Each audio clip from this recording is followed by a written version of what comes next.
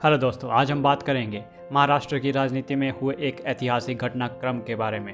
विधानसभा चुनाव में महागठबंधन ने जबरदस्त जीत हासिल की है और इसके बाद बीजेपी ने बड़ा फैसला लेते हुए देवेंद्र फडणवीस को एक बार फिर मुख्यमंत्री पद का दावेदार घोषित कर दिया है।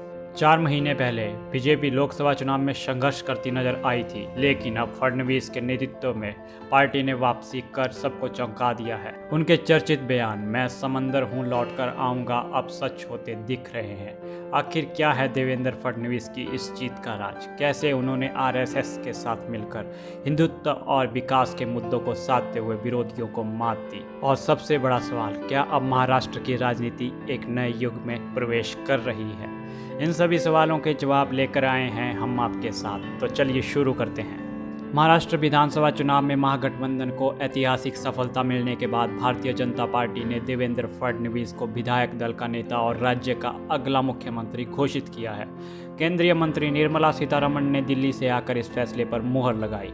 फडणवीस के नाम का प्रस्ताव बीजेपी नेता चंद्रकांत पाटिल ने रखा, जिसका समर्थन पंकजा मुंडे ने किया।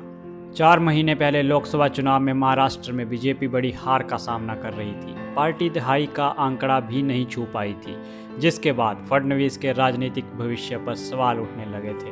हालांकि उन्होंने अपने बयान में कहा था, "मैं समंदर हूं, लौट कर आऊंगा" को सच साबित कर दिखाया। फडणवीस की आरएसएस और प्रधानमंत्री नरेंद्र मोदी के साथ नज़दीकी ने उनकी स्थिति को मजबूत बनाए रखा। उनकी गिनती राष्ट्रीय स्तर के बड़े नेताओं में होती है। लोकसभा चुनावों में हार की जिम्मेदारी लेने के बावजूद बीजेपी ने उन्हें सरकार से बाहर नहीं जाने दिया।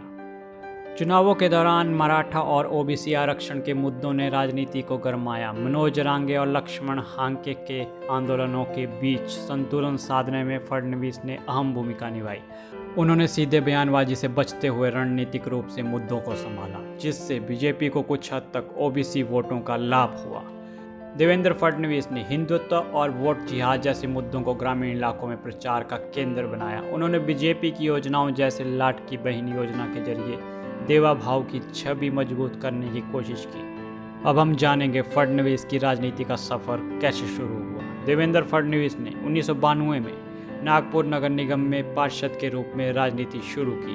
1999 में पहली बार विधानसभा पहुंचे। संघ के करीबी और गडकरी मुंडे जैसे नेताओं के साथ जुड़ाव ने उनके करियर को नई ऊंचाई दी।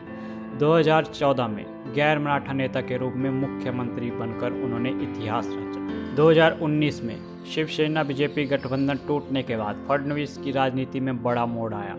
हालांकि 2022 में एकनाथ शिंदे के साथ गठबंधन और 2024 में अजित पवार की एंट्री ने बीजेपी की स्थिति को मजबूती दी।